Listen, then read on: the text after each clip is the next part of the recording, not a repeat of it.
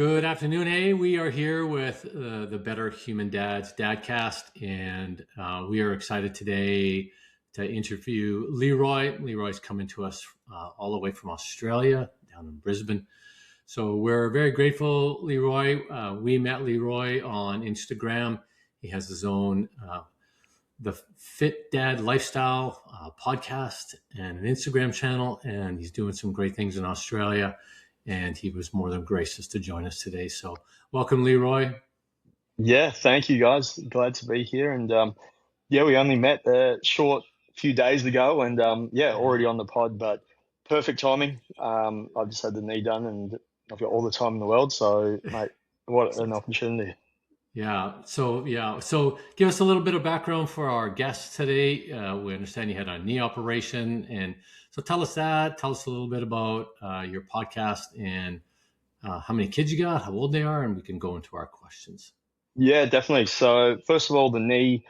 It's a combination of old army injuries turned personal training turned overuse turned chasing kids, and it's just been wear and tear over the years. I've had Yeah. about 4 or 5 arthroscopes on it, and they've just basically been applying band-aids. Give me a couple of years, and I need another one, and just so on and so forth. And I'm just trying to avoid that inevitable knee replacement that I've been Mhm. told will happen. It's not a matter of if, it's a matter of when. So yeah, the surgery I had was a high tibial osteotomy, which is basically they cut into the tibia, and they cut a 1 centimeter wedge out and then realign the bone and bolt it up, screw it up, and yeah, put it back in place, which relieves that pressure on the medial side of the meniscus and all the cartilage on the inside of the leg, which forces that pressure back to the good side. The cartilage on the outside of my leg is actually in really good standing. So Mhm. yeah, the ideally about 5-10 years of um, you know results, and then I'll probably need that knee replacement then. But at the Yeah. moment, I'll take 5-10 years. But it Yeah. is very painful surgery, and I'm sort of regretting it right now as it is 10 days in with the amount of pain and hiccups I've had along the way. Yeah. But there is a light at the end of the tunnel, and there has been some great results out there. So, Yeah. Well, it must be a um, challenge, when you're so used to being active and all of a sudden you're sitting on your ass all day. So yeah, it is. And I don't know if I did a post about it or I was just talking to the wife about it last night, but I am that active. I've got multiple investments, multiple businesses, 110 things going on at any one time, and I'm go, go, go. And currently we live over in Indonesia, in Bali as well. So I've sort of come back to living here at mum and dad's just for a couple of weeks. I brought the family back as well. And um, yeah, it has been a bit of a culture shock because I have been in so much pain, and basically because they cut through the bone, my role is just literally rest, elevate, ice, recover for the first 2 weeks at least. yeah. Non-weight bearing, straight brace for 6 weeks, and um, it's I guess the blessing to the whole thing is it's forced me to be present a lot more. So I've got the Mm. family here, and I've got unlimited cuddles. I've got unlimited interactions. I haven't got distractions on the phone. I'm not taking as many Zoom calls. I'm not taking as many work calls because everyone knows the situation. So Yeah. I think that the plus side of it is I just feel like I've had that chance to reconnect to the kids on a different level once again. Even though we homeschool them, even though we are always around them, it's different when you're going 110 miles per hour compared to being forced to slow down. So I don't Yeah. know if it's the universe telling me, to slow down and enjoy this time, but yeah, Yeah. I'm going to take it for all I can at the moment because we've got a busy year Yeah. ahead. Yeah. Well, it's such a great catch there too. It's kind of like one of those omens, right? Is this the message to slow down? So, how old are your Yeah. kids, Leroy? Yeah, so 12, 9, and 4. So two older Wow. boys and a younger daughter. So, Wow. um, yeah, You're it's busy. it's You're busy. mate, it's been a wild ride, and even my son, he's 12. Oh, he just turned 12 on Boxing Day, and mate, he's got the same size shoe as me. He's like borrowing dad's shoes now, and he's like Oh starting to wow. get tall, and he's like about 60 kilos, like young, fit, and he's going to be a At tall 12. boy. Yeah, Yeah. so. Wow. I I don't know. It's weird. It's sort of I didn't think I was at that level or age, like at that age, sorry, but Yeah. maybe it was. Yeah. It's Yeah. isn't it funny how your kids always like outgrow you, eh? And like, Yeah, Yeah. yeah, yeah, which is good. They're happy about that. I know that. Yeah. yeah. And we sort of got like H.E., he's our oldest. He's into all the tech stuff. He's into, his biggest passion at the moment is Rubik's Cubes. And, he's just like really intellectually like into everything. And we got the middle child, Turner. He's just the daredevil. He's the one doing triple backflips off the thing, trying to climb trees over there and trying to chase these animals over there. And then we've got Mia, just the sweetest little princess girl. And it's like, Yeah. yeah, just this whole polar opposite, which is absolutely amazing. Yeah. I saw some of your pictures on your Instagram account. Yeah. It's just precious times that you don't want to miss, right? So Yeah. good for you. Yeah. Okay. So let's jump into the questions. We have 3 for you, and we'll start off with, so of course our big push here is Better Human Dad. So what does it mean to you to be a better human dad beyond providing and protecting your 3 kids? Yeah, I think that, you know, the biggest thing is just trying to better yesterday. That's my biggest Mm, goal, and trying not to get caught up in the comparison game of what my friends are doing, what my colleagues are doing, what my business partners are doing, what people on social media are doing. And I think that's pretty like one of the biggest downfalls is social media. You're getting a 1% highlight reel of everyone's perfect life. Because no one yeah. puts up the bad stuff. No one puts up, the negative times, the fights, the arguments, the struggles. It's always the perfect holiday, the perfect picture, the perfect, whatever the case is. And it's so easy to be sitting there and you might be struggling, whether it's financially, physically, emotionally, mentally, and you're looking at these people going, well, why have they got it so good? Yeah. Um, and I think that, my biggest thing that I've sort of learnt to do is just compare myself and try and better the dad that I was the day before. Because if I can beat the person I was yesterday for my kids, I can never lose. I can never Yeah. go backwards if I can beat that person. And I think ultimately that helps me be a better human and a better father to them because I'm not out there trying to be 20% of the 5 different people that I'm seeing around me. I'm just trying to be Mm, 100% of me. And that they get the best of that because our kids, they love us for who we are. They don't love mhm. us and, for the 5 different people that we're trying to be. Like, they don't want us to be, John from down the road today and Bob from down the road tomorrow. And they just want 100% authentic dad because that's all they know. They know no different. They don't see our comparison or judgments or struggles out in the world. And, I think that that's probably something that all parents in general, not just dads, can probably Mhm. take away is just be uniquely you. Yeah. It's That's really good. Well, yeah, and it's a big challenge nowadays because of social media and kids having iPads and iPhones and computers. It's a big challenge. So yeah, we really I appreciate that. Um, what's been your greatest lesson learned to date? Especially one that may have changed you and how you act as a dad. yeah, I think it's a tough one. And I was speaking to I think it was my wife or maybe one of my business partners who was a dad recently about this. And it's not, obviously you got kids and you're doing the same thing with everyone usually at once, especially when they're in the younger years. And I get in the or in the routine or habit of unfortunately treating all kids the same. So getting Yeah. angry or upset if my middle child or daughter's not doing what my eldest is doing, or getting upset when my youngest is doing this, and and sort of categorizing them in the one Mm, sort of basket, but not realizing like, well, he's 12, he's 9, she's 4. Their developmentation is different. Even like the world is different. What my 12-year-old went through when he was 9, 3 years ago, is a lot mm, different to what my 9-year-old now is going through. Just technology changes, world changes.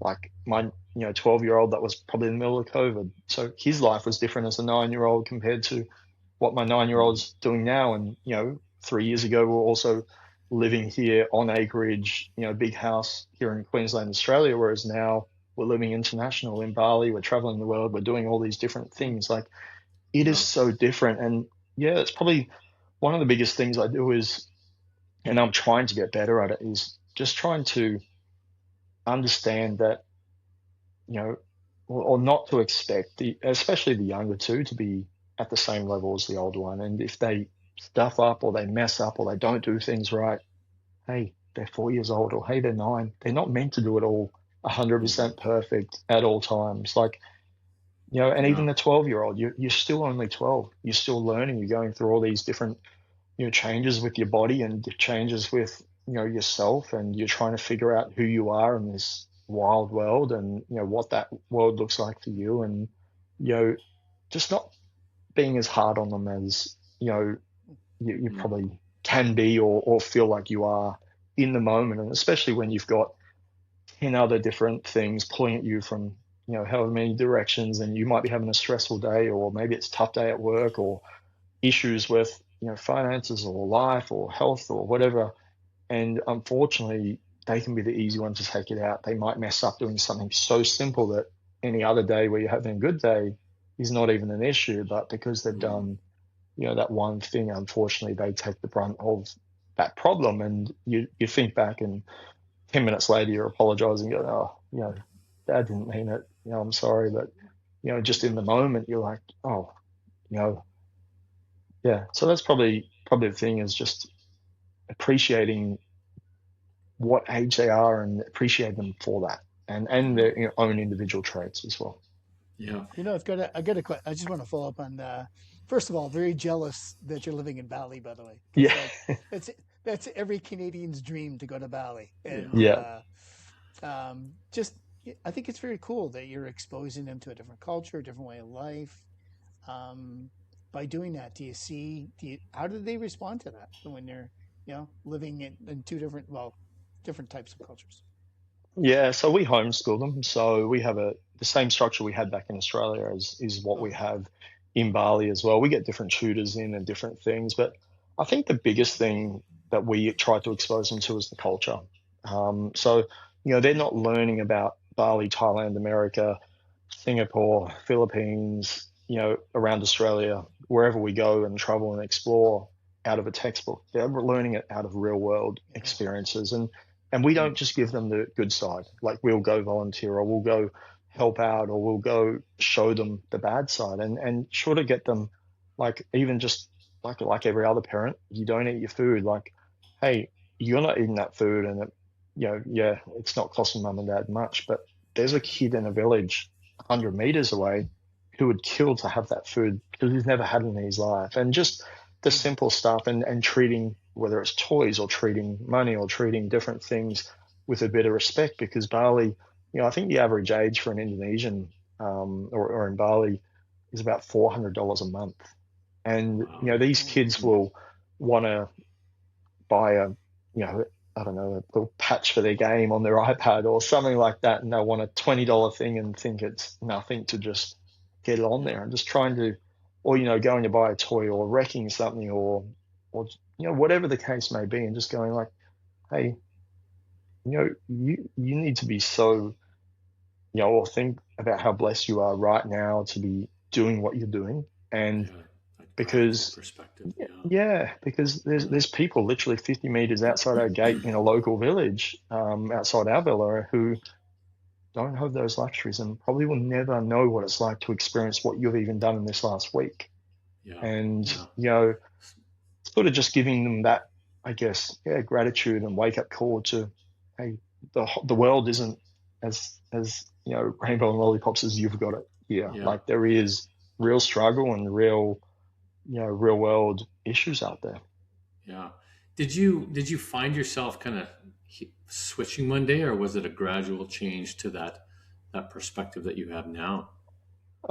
We've always traveled. Bali, like, I think Bali to Australians is like the Cancun, Cabo to Americans, or Canadians. So it's like the Right. local sort of go-to place. So we've always traveled over there, and majority of the time you're in the tourist destinations. But when you do go out to do different adventure activities or explore different things, you do see the real Bali.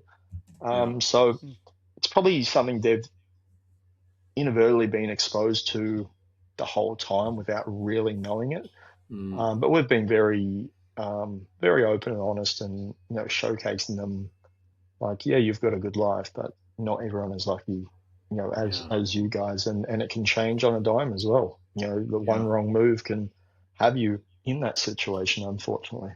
Well, and two, especially with your knee operation, all of a sudden you're so active, and all of a sudden now you kind of park it for a while. So, good opportunity for your kids to see how things can change so quickly. Yeah, definitely. Yeah, just teaching the importance of looking after their body and their health and fitness, and even like getting them back like grounded. Like I'm going to get them to go wash Nan and Pa's car today, and like just get them, That's good. because over in Bali we've got maids, we've got nannies, we've got all these different support, really cheap labor, which they're Mm. absolutely amazing. They do amazing stuff, and we pay them double to what they ask for on their initial contract, because I felt so bad, but it is still really cheap Yeah. labor, Mm. and they're used to now having a cleaner in their room every day, and they're used to having someone coming to do the dishes and someone doing this, and you Yeah. know I don't want them like to grow up thinking that's the normal. Like it's the normal right now, but it's not the Yeah. normal forever.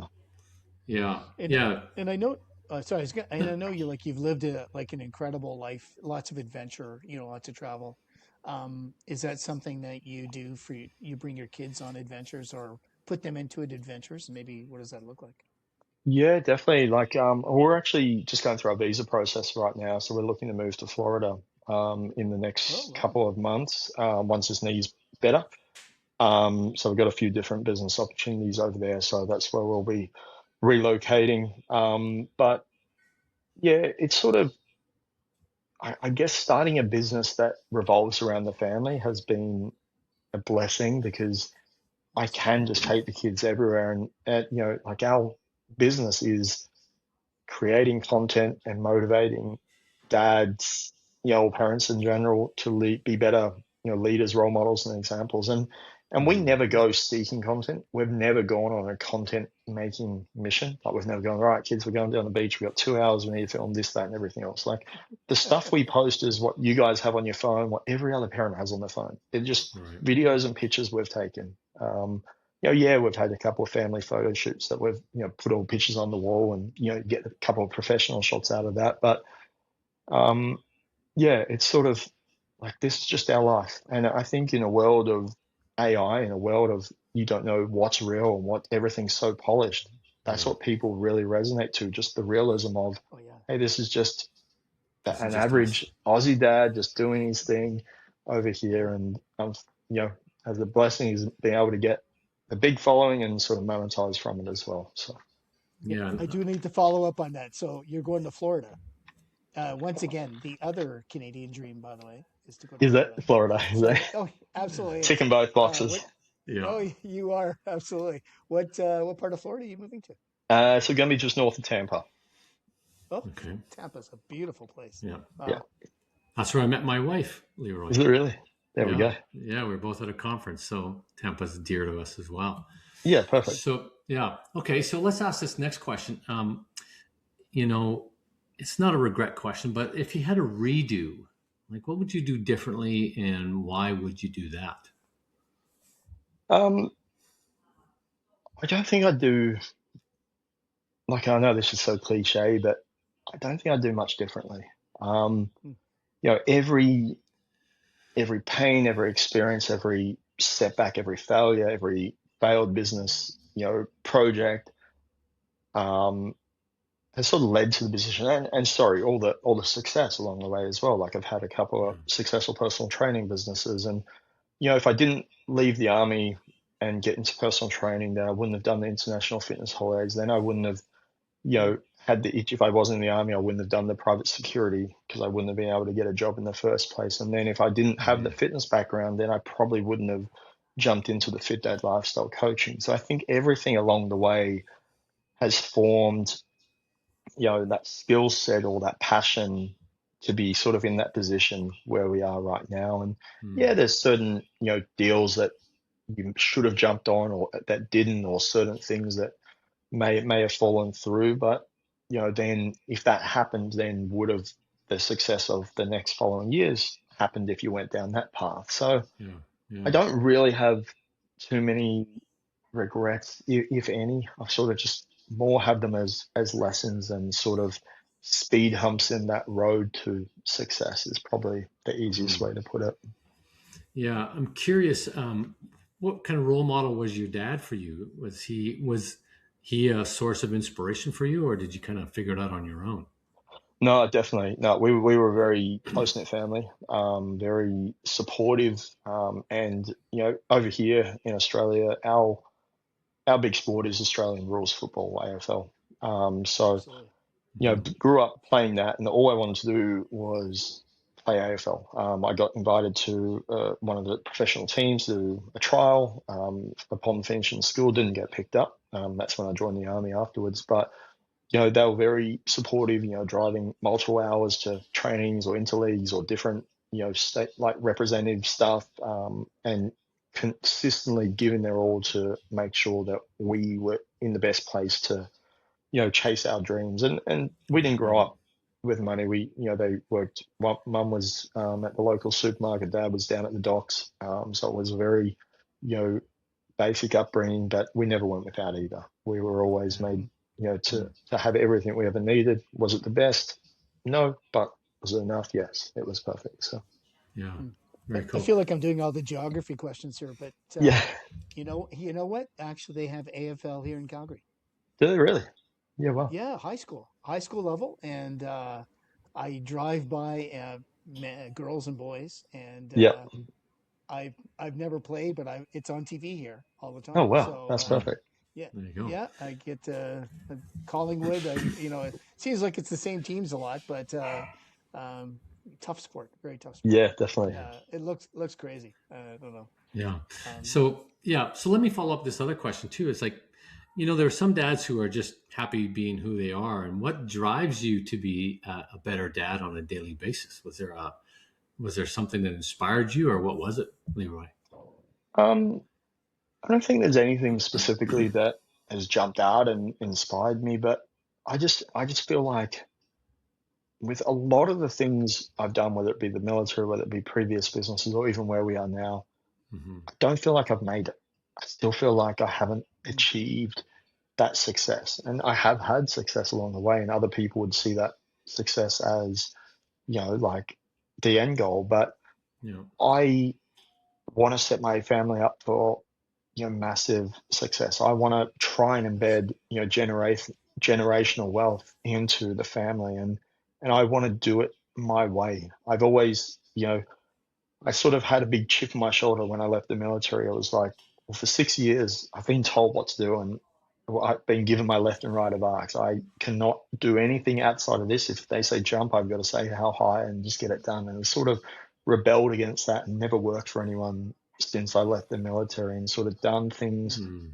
on my terms, in my way. And I'm also self-taught. I've got no, apart from the personal training qualification, I still do everything with the Fit Dad lifestyle today. I do the website, I do the marketing, I do the podcast, I do the socials, I do the editing, and everything's just the university of YouTube. Like I've just taught myself different things along the way and tried, failed, and then continue to do it. So I've sort of got myself to a level now where I've just hired, 3 different staff, and we've got investment into the coaching arm of the business as well.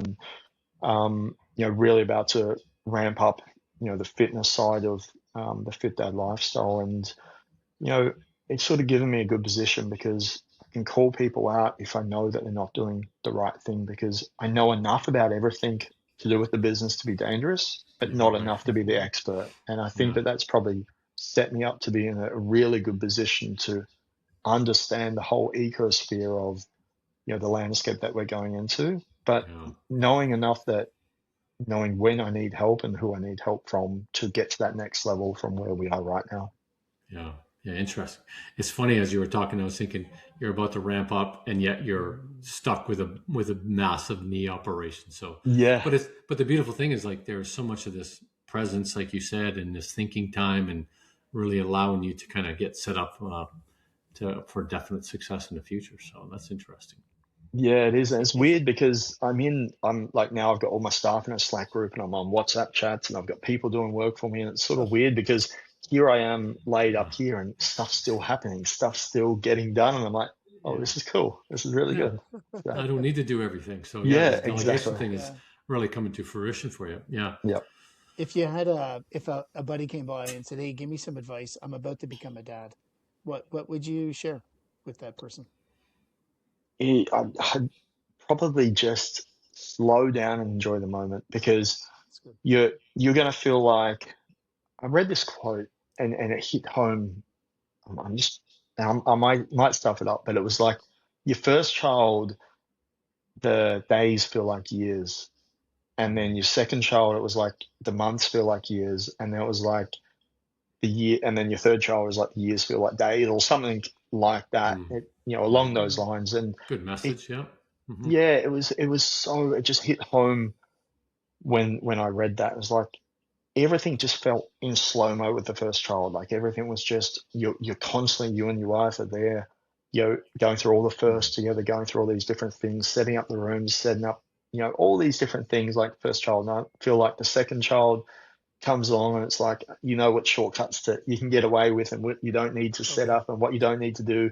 And then the third child, it's like, okay, we're just going at 100 miles now. Now you got the first child helping out with the baby, and they're helping out, and you just got like this mad craziness. And I think it's just like, enjoy the moment. Like, just in a world that is constantly just go, go, go, and you're getting pulled in 15 different directions and sucked into your phone and sucked into life and working, and just take a step back, because these moments or these things that you're enjoying right now, it could be kids' first step, first word, a funny quirk that they might be doing, it will end, and you don't know when that last time is.